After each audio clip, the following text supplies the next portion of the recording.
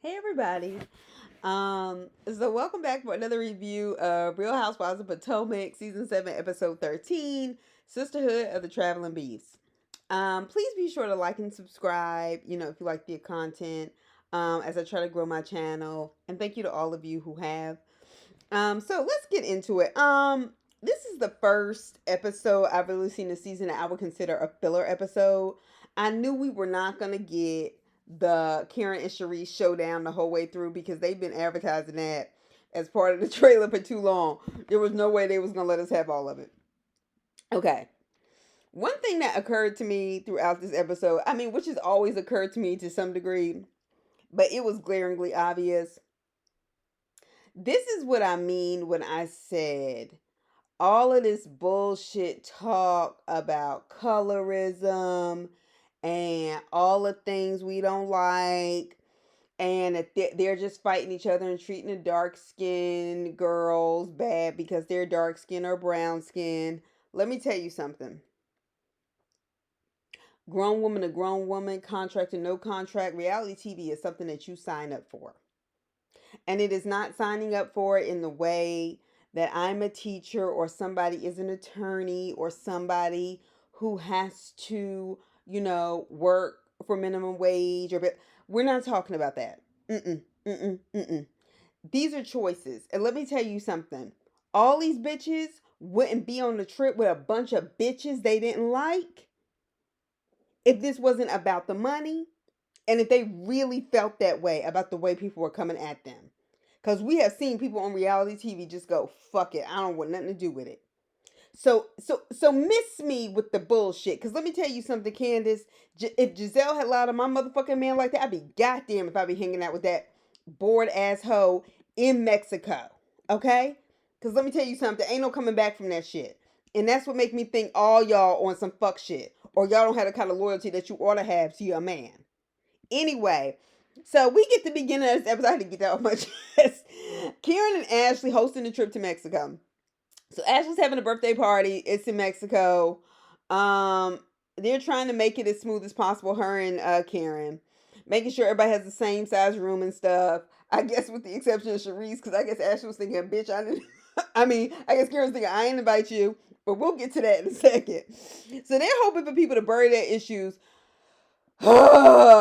which never fucking happened. Y'all don't like each other. Like I just could not. Like in my adult life, okay, in the 35th year of my life that the Lord has given me, there is no way in hell. Hell, I stopped doing that when I was 24. Okay? I am not hanging around people who are not my friends, who don't want to be my friends, or friends who have done things that when it was my birthday or something special for me, do everything to not make me happy during that time. I will cut you the fuck off, and that'll be the last time. And so that's why I'm giving everybody the motherfucking side eye with this. All right, so Giselle talking on the phone with Robin. Giselle had a biopsy and they've been monitoring her for about 3 years. She needs a full blown hysterectomy. They can't just do regular surgery because of the fibroids. Fibroids are very common with black women, and some people have said that it's stress induced. And this is what I mean by like not only just regular stress of life, black women make less than other women despite how many degrees they have, the everyday slights of micro and macro aggressions of racism. These are the kind of things that affect people daily. So I want people to like just take note of this because just in this season, we have Wendy, who's what, mid 30s, still very young. And then Giselle, who's like, early 50s. Like, this is happening. So just, And Giselle is talking about how painful it is, but she's going to be okay. She says she's the person that never feels like she's going to be sick. Giselle, as a woman over 50, I don't know how you manage to think that, especially if doctors have been monitoring you for 3 years, that you would never be sick. It was like that time we saw that reunion where Karen lost her parents. And Giselle was like, I have no idea what that would be like. I can't imagine I having my father. And she said it at one of those reunions. And I typically understand that kind of expression, particularly when somebody hasn't gone through it. But the way she said it was like she was Ashley or Candace's age or Monique's age. And while I know nobody wants to imagine any such thing, especially something so painful as losing a parent, um, it gave this undertone that that's something so far off from me because I'm so much younger. Like that's what it gave. Not because the statement alone. And I'm just like, Giselle, like, what the fuck made you think you can't get sick? Hell, I think about that now. Like, if something's to happen to me, I mean, even with COVID and all these other things, like, I have college classmates who have passed away. And what, COVID's been going on for about 3 years now? No, it's not over. It's still considered a pandemic. It's not endemic yet. Like, people are dying young, not just old. So, like, I think like that. So, I don't even understand how you can be that far off. Anyway, so okay. So I think there's a level of mental distortion, okay, in the way Giselle processes things. So she said she's gonna have to move some things around and she will need time to rest. She said surgery isn't gonna stop her. She's still taking her kids to Martha's Vineyard. Um, okay. You know what? Nope, leave it there. Leave it there. Don't do it. And true to form, just when I was really trying, Giselle, I tried because, and I am actually going to separate these two things because I do feel for you with this hysterectomy and that kind of pain, and like I said, I do. It is very much related to race and stress, right? But not 15 seconds after you just got done being scared about what may happen or not happen, bitch, you couldn't help yourself. All right? After she's talking about a serious health issue, she finds time to get on a motherfucking phone with another dizzy bitch with no employment. Okay? I don't give a fuck about them hats. Robin. She finds a way to get back into the gutter to shit on somebody. So I would hope that situations like this that are so close to home, in the sense that it's your situation, Giselle, not a situation you hearing about in the group, okay, would make people think twice about the way they are living their lives. Okay? That if she shifted her character on this show, it would actually make for an interesting storyline. Because we are so tired of her being mean, being a liar, being a bully, and one who delights in everybody's shortcomings or difficulties. So actually, if she tried to be nice, it would actually be a surprise to the viewers. And perhaps we let up on your sorry ass. But I'm not. Okay? So they're talking about the text thread and the fact that Karen didn't invite Charisse to her live show. Emphasis on Karen's live show. You don't have to invite no fucking body you don't want to be there. Anyway, she was like, well, I think she did it to be mean deliberately. Well, you should know, Giselle, because that's the way you operate in every other aspect of your life, bitch. So anyway, why in the entire fuck would Karen invite a bitch she don't fuck with, who has accused her of having extramarital affairs? Whatever the case is, if y'all were friends at one point, Charisse, the shit was messy. Okay? And need I remind you of how Giselle got on TV and said you were screwing a firefighter? But you don't have that same energy for her. Right. Okay. Anyway, Karen don't owe that to anybody. Charisse doesn't like Karen either, so why would she come? Other than the shit on her show and gossip. Basically do what Robin and Giselle was doing. And if they weren't part of the main cast, they probably wouldn't have been invited or allowed to be there either. So as far as I'm concerned, Charisse wants camera time with Karen. And so she can reveal some dirt on her, or at least dirt maybe that Charisse is just kind of, piecing. I heard, and then try to make it something. And hopefully make herself interesting and get back on the show. Giselle, you didn't get along with Charisse for 2 seasons. Nina remind you how you got kicked out of her house the first season? And she said this isn't Baltimore, and the undertone was that Baltimore was a ghetto place and you were acting ghetto? Which I did never set well with me, but I'm just saying, since you want to go so hard, bitch, take stock. Anyway, and Giselle only started getting along with Charisse, okay, when she stabbed Monique in the back to get camera time because she's also jealous. She was jealous of Monique, like the rest of everybody else on that damn crew, with the exception of Ashley and Karen. And she wants camera time to be able to hurt Karen and hopefully get a new end to the show. Bitch, I didn't like you in first season. I found you boring. I found you you don't register well through TV. You don't. And I don't like you. I don't like you. Don't give me anything to work with, Sharice. You don't. And while I'm on it, I tried to avoid saying anything because of her health issue, and I try to be very careful with that because my mother is dealing with her own health issues. I've told you about my mother's battle with breast cancer, and she's recently been diagnosed with some reemerging issues. So I try to really be compassionate with that. So this is not, I don't mean it like that. And I know this is TV and stuff like that. So everything I'm saying about Giselle is not connected to how I want to see her health. Okay. But once again, as she is driving in her car, Giselle has not even bothered to flat iron her wig and has on this work casual shirt that would have been nice if she wasn't wearing that tired, old, reasonably shady hat. I guess for advertising, but that hat was not like you could get a New York Yankees fitted and that shit would look hotter than that bullshit cap you had on. Like, just when you almost had it right, you can't get it right to save your life, but you got the most to say. So, I guess for advertisement though, because since despite a successful show on Bravo, and by successful I mean Real Housewives of Potomac as a group, you still can't garner any sponsors for this podcast, as we saw, ma'am, when you had that live little whatever it was. But I see you've upgraded from a Mini Cooper to a Range Rover, a white one. How much that set you back, or did you lease it? Okay, anyway, so we know you want a struggle bus because you live beyond your means, and your means often do not come through hard work, but bullshit ass, made up storylines and tearing people down on the reality show to keep a check coming while hiding the other parts of your life. Okay, but whatever.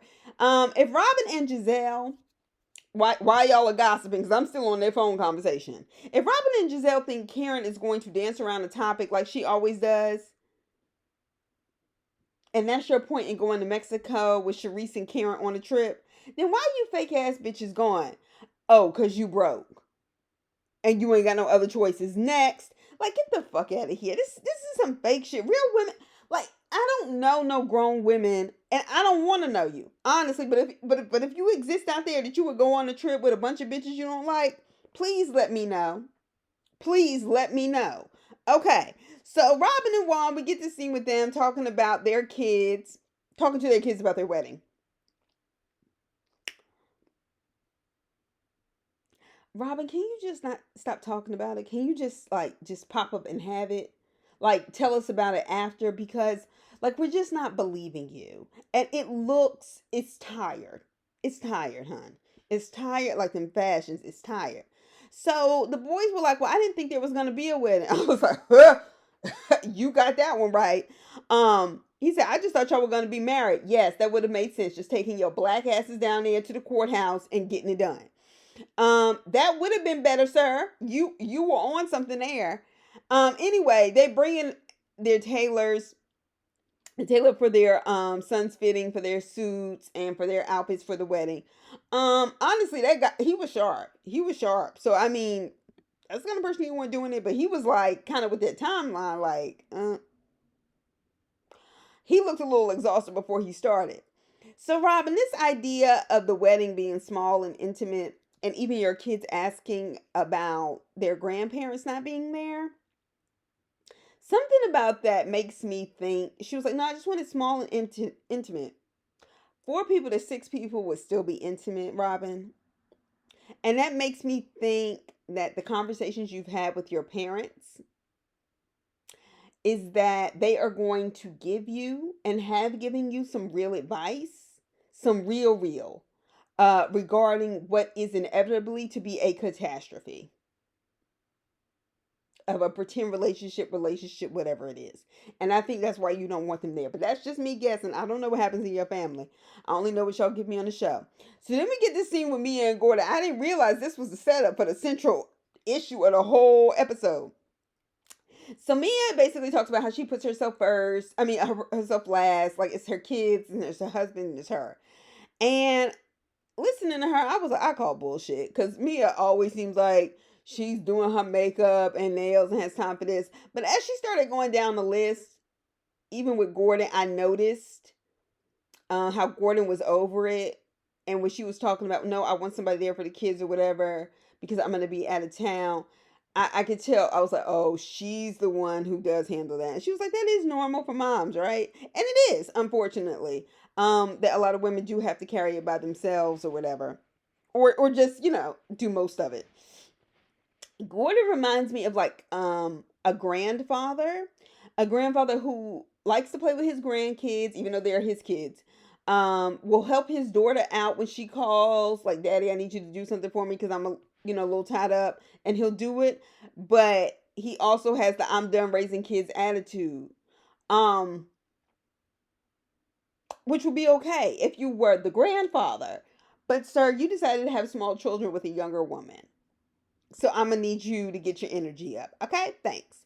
So apparently Jacqueline's sister, Mia's best friend, Jacqueline's sister, is Mia's nanny. Okay, so a lot of times when a sister is not available, to like watch Mia's kids or their kids, however it works for her and Jacqueline, she just will say something like, "Hey, you can just bring Jackie's kid. Jackie, bring your kids wherever my kids are." And she's like, "Well, it's okay once in a while, not all the time." I agree. I agree.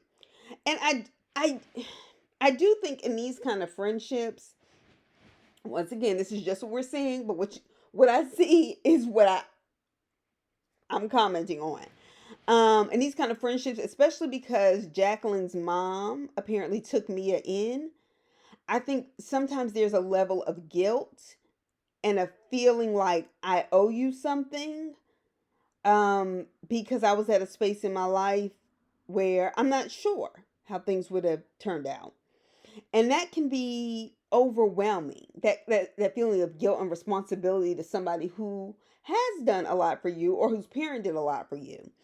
But it's not Mia's job to find a nanny for Jacqueline's kids. Like, girl, bye.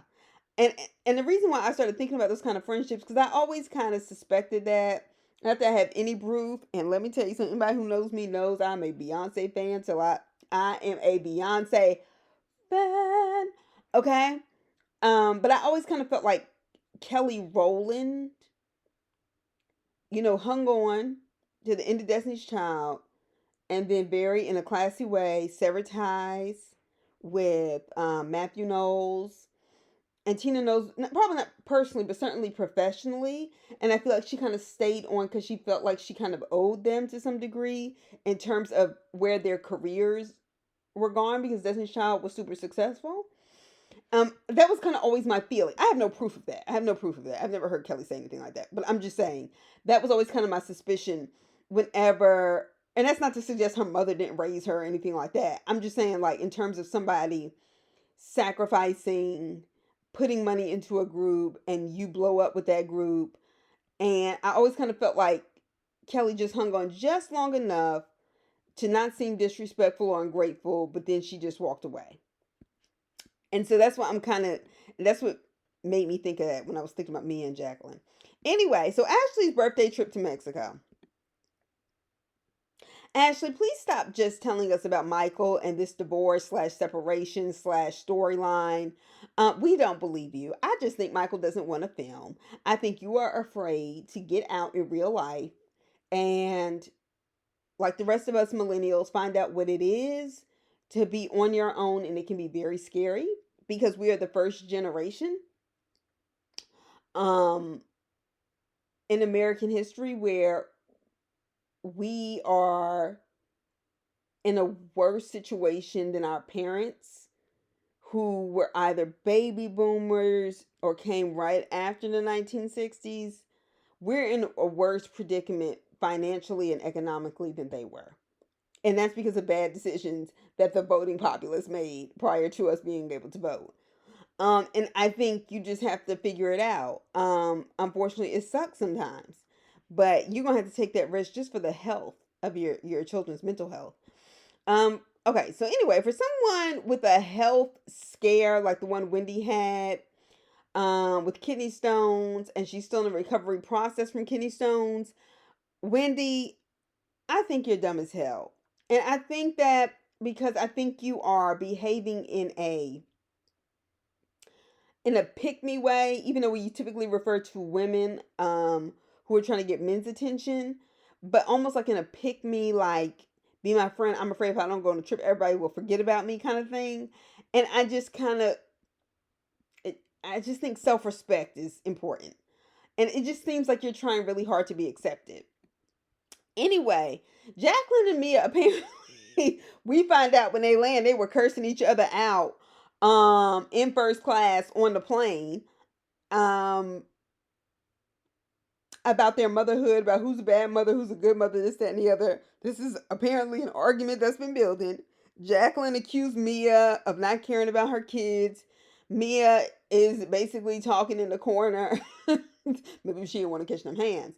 Talking in the corner, saying, well, you know what? This is why Jacqueline doesn't have a lot of friends. This is why. So, Giselle, your comments about people typically being refined in first class, understood. Understood. However, lest we forget how you and Karen almost came to blows in the lobby of a very expensive resort in the Cayman Islands. Okay, let's not forget that. Okay, because you have been trade day class A on too many occasions, and that happened before the Monique and Candace fight. Just saying. Anyway, so they get to Mexico. Can somebody please? I'm really trying my best not to read these women so hard. But can we please let the cast of the Real Housewives of Potomac know that Arriba means up? And I didn't understand why y'all were trying to sing happy birthday and Arriba, Arriba. It was giving real. I grew up watching Looney Tunes and the racist depiction of Mexicans through a rat. And I don't know no other words. Miss me. Okay? Anyway. So Ashley brought everybody a vibrator. They looked a little small, but I mean it was a bullet, so okay. They gave Ashley a surprise birthday party. Karen, shout out to you. Shout out to you for not being the kind of person that said, well, people was like, fuck my birthday, so fuck theirs. You know what, Karen, that's why I fuck with you. That's why I fuck with you. And Jackie and Mia are still fighting at Ashley's birthday party. So Jackie says, well, this is the worst fight we've ever had. And Mia said, no, it's not. She said, remember when you threw that brick at my head? And I was like, what? What the hell? And she was like, well, when we were in 11th grade, I wouldn't let Jacqueline copy like her math homework or something. And she threw a brick at my head. At that point, I was like, okay, so Jacqueline has had some issues since she was a teen. I'm sorry. You don't pick up a brick to throw at anybody. I mean, that can kill you. So just the lack of, okay, this is no longer just like a street fight. Even if they would have fought like that. I need to know what kind of mother Jacqueline had. And if maybe Jacqueline and her sister had just been like the main foster family, or maybe this was their real biological mother. I don't know, because it's just given. I have a lot of questions. All right. Um, so Jackie said, I keep calling her Jackie. I know her name is Jacqueline, but it's just Jacqueline says, Mia, well, you need more dick. I mean, basically, I guess taking a dig at Gordon because he's old. And Mia says, oh, you want to go there about dicks? You want to go there about dicks? I was just like, huh? Close your legs to married men, bitch. And then she took a sip of her drink. I don't know why that part made it funny when she said, close your legs to married men. Shout out to Nene Leakes, bitch. And then she took a sip of that Mai Tai. I said, ooh, child. Anyway, Jackie says, um, Jacqueline says that Mia needs more dick and, whatever. So then Jackie gets mad and leaves the table. And I think even Jackie being on this show, just the fact that they showed us with her having a confessional, may actually be, and this is just me assuming, another example of Mia feeling like she owes Jacqueline because her mother took her in. So if she feels the need to make sure that Jacqueline has a Porsche because she's married a man with money, or if she has something nice, that Jacqueline has to have it too. If she's feeling that way, notwithstanding the fact that we think they have sexual relations, but that in and of itself, I can see her trying to get Jacqueline apart on this show as a way to be able to also say, well, I've helped her along too. Because she feels like she owes something. And we don't know what kind of conversations they have that have made Mia feel like that. And I know Mia is not the most sympathetic character in all of this cast, but it made me think. It made me think. Um, anyway, Jackie was like, I'm done with her and I fought for her my whole life. And I was thinking to myself, I'm sure y'all have taken up for each other and done things for each other. It does kind of seem like a fight between sisters, but y'all need to calm the fuck down. Candace calls herself trying to be reasonable with um Mia. You know, the Mia who had to throw salad on her because she was calling her mother a crackhead or crack whore or something like that last season. Candace, I don't think you can play the reasonable person in these situations when nobody can ever calm you down once you start warming up. Need we bring up the butter knife you threatened Ashley with? Need we bring up the fact that after Monique whooped your ass, you were still running your mouth and turned almost a whole cast against Monique and iced her out of filming? Which apparently is now wrong when it's done to Wendy, but wasn't wrong when it was done to Monique. Okay. Um, so then Candace says, and this is the reason why I started up this review talking about how fake fucking people are. Candace was up here when Karen was like, "Oh, I have a little surprise." The surprise was the shaman, and Candace in her confessional was just like, "I don't need any more surprises." After Mia and Jacqueline's fight, it's no surprises to Ashley's big forehead. I just don't have time for it. Candace, you do have time for it. You knew this trip was for Ashley's birthday, and you don't fucking like her. You have accused her of being a colorist. You have accused her, not accused her, but you just went off on her for bringing her crazy ass friend that was lying on your husband. You traveled in a van and on a plane with Giselle, who is lying on your fucking husband. No, girl, you got plenty of time for it. You got plenty of time for it. And this is what I mean by the fake shit. Because I can't imagine somebody doing that, hell, to my brother, to my sisters, to anybody, like anybody I'm close to, and I'm just gonna act like, oh, but I get to go to Mexico in the process. Fuck them. But that's just me. But okay. So like, why the fuck would you show up for a birthday to a bitch you don't like? And then stay overnight? I would never do that. Anyway, so Sharice shows up. I want them to stop inviting Sharice. Okay, and Karen, Karen, let me tell you something. Them confessional reads are everything this season. All right, so Karen calls Sharice a has-been leprechaun when she, when she said that. For some reason, I just died. I just died. So then we had Robin. Then we get the scene of Robin. Robin. Robin. Robin. Can you please just ask for help? And what I mean by that is, like, just phone a friend.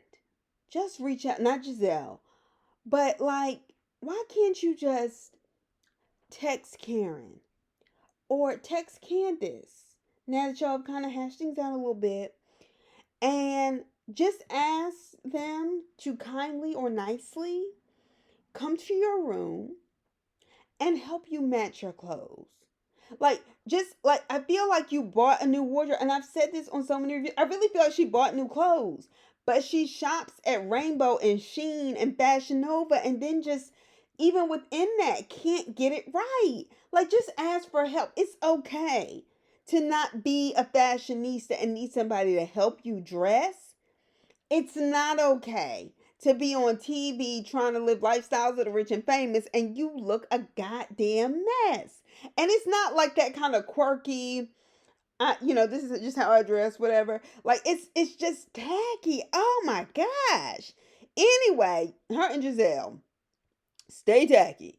So Giselle, when they're waiting for everybody to come to Ashley's, little a dinner or whatever, Ashley was like, "Well, I saw you out on a date, Giselle," and I was thinking to myself, finally. So she was with a guy that was at her father's birthday party like 3 seasons ago, and the producer asked her in the confessional, "What characteristics are you looking for in a man?" And she was like, "One, he has to make me laugh, and two, he has to have a big dick." Um, Call me a prude. I just think when you have teenage daughters, I don't know that it's the most appropriate thing to say that on TV. And quite frankly, bitch, we know you lying. We know the number one criteria for you, Giselle, is money. Is money. Okay? You are the atypical gold digger. Everything about you, everything about your look, everything about the things that come out of your mouth, how shallow you are. Like, girl, stop.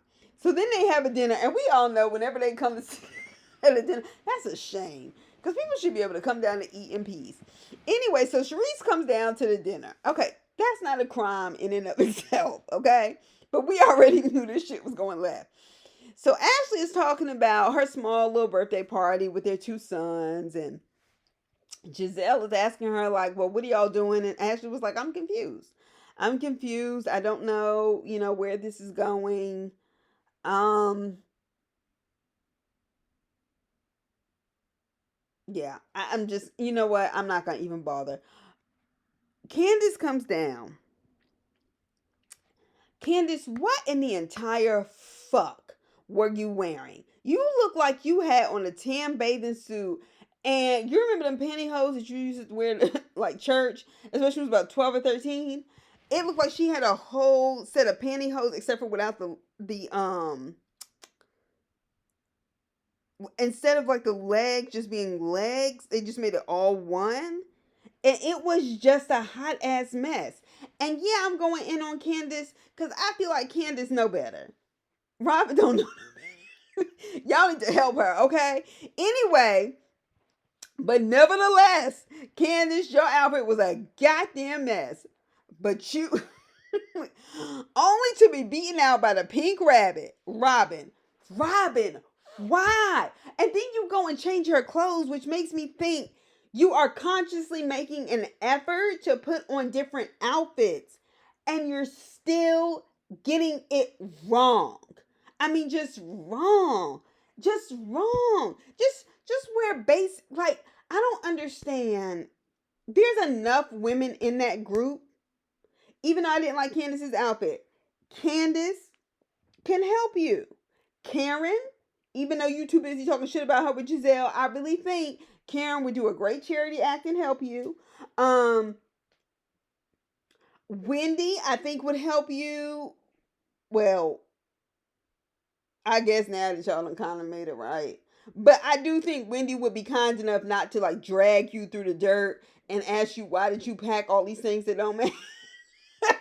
I think she could keep it classy, which is to say, oh, speaking of which, when we were talking about the fight and how Candace can't restrain nobody because of her example, Wendy is the only one in that group, with the exception of probably Karen, but in terms of her actual individual behavior, that can actually sit down with somebody, like she sat down with Jacqueline, and say, look, look, don't let this get to you, this, that, and the other. You want to know why? Because one, she's had that kind of interaction with Mia, and two, also because Wendy has managed to handle herself very well in very difficult situations. Not situations that I would go and enter back into, but nevertheless, she has managed to do that. Anyway, so Karen made fun of Robin losing the veil because she was like, oh yeah, we got our little packages. And I went out gosh. Robin is a perpetual read. Oh my gosh. So she said, I lost my bail, I guess to the winds of Mexico. And Karen said, even the veil was like, Robin, bitch, you are not getting married. And I said, oh my gosh, Robin, Robin. So then Giselle decides she has a confession.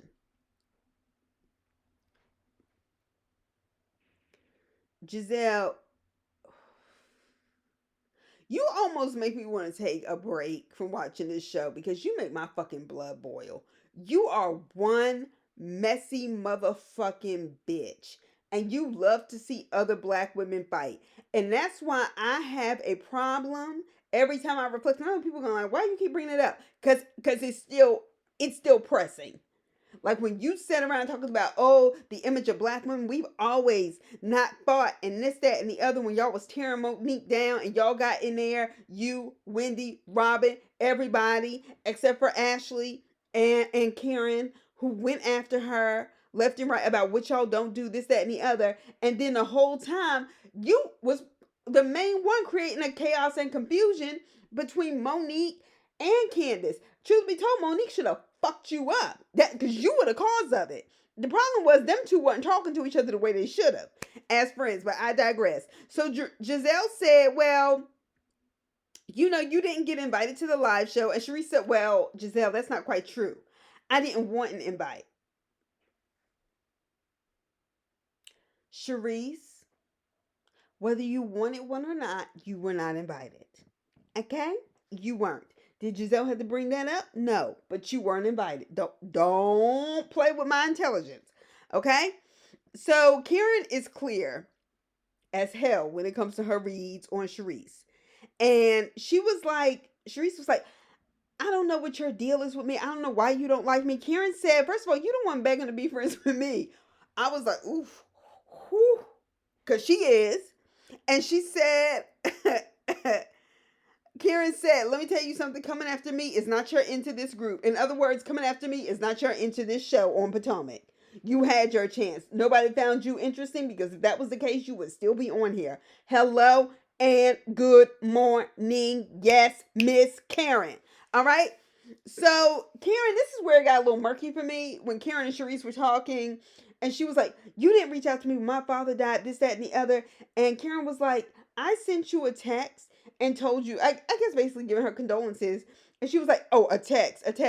And Karen was like, I was losing both my mother and my father at that time.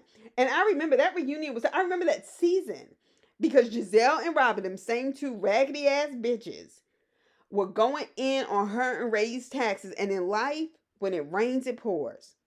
And when you see somebody in the pouring rain of life, you do not keep making their life hard, doing shit like going in a bag, putting on a wig, making fun of them, saying free Uncle Ben with a t-shirt, all that fake shit.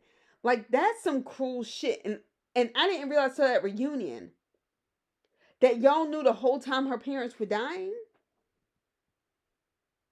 So yeah, I didn't understand immediately why Karen reacted the way she did. I guess I can't remember whether Sharice made some comment like I don't know what Sharice actually said, or if she said something.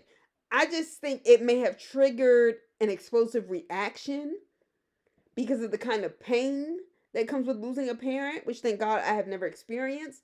But I believe everybody when they have said the friends in my life and the people I've known, and said there is no greater pain than losing a parent. And so maybe Karen reacted out of pain, and whatever game you're trying to pull here on TV, you are not going to hurt me again and again and again. And yes, I'm willing to give Karen benefit of the doubt. Because not simply because I like Karen, but because Karen has typically been so supportive of other people, even when she don't like them, will have their back when there is something difficult that is happening in their lives. And we've seen it. From Candace and her mother situation, and Karen stepped in like mother hen. When Monique and Candace got in that fight, and Karen didn't take nobody's side and tried to be there for both of them, we saw it. Even though Giselle talks about her luck a dog and everything else, she never took it out on her kids. whether she was at that reasonably shady thing in that driveway or whether she's bringing them gifts for their birthday party. Like, that's what I mean. When Wendy was crying about the way Giselle and Robin, them same bitches, were treating her last season when she was like, no, I can be sophisticated ratchet. I know I have my education. And they were like, what's wrong with you? What's going on in your life? Now, yeah, I wondered also what was going on with Wendy. But Karen didn't judge her. Karen let her cry and told her, she said, don't you let them make you feel a way. You do what's comfortable for you. And that's why I can give Karen benefit of the doubt. Because I know somebody will watch this and say, I don't get it. But anyway, that's all I have. I'll see y'all later this week. I hope everybody has a great week. I know January can be a long month sometimes, and but hang in there. We're going to get through it. All right. Be sure to like and subscribe. Talk to you soon. Bye.